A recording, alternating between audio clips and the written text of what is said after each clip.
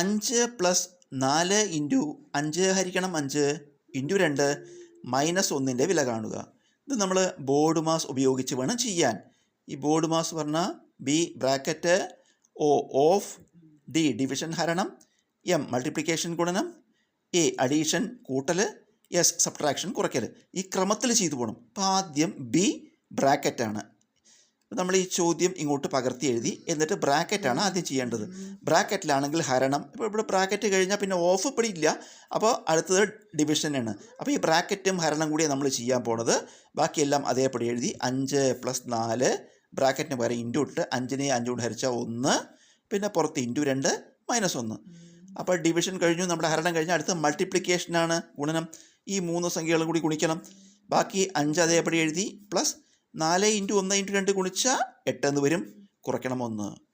അടുത്തത് ഇനി നമ്മൾ എന്താണ്, കൂട്ടലും കുറയ്ക്കലുമാണ് അല്ലേ. അപ്പോൾ 5ഉം 8ഉം കൂട്ടിയാൽ 13, കുറയ്ക്കണം 1, ഉത്തരം 12.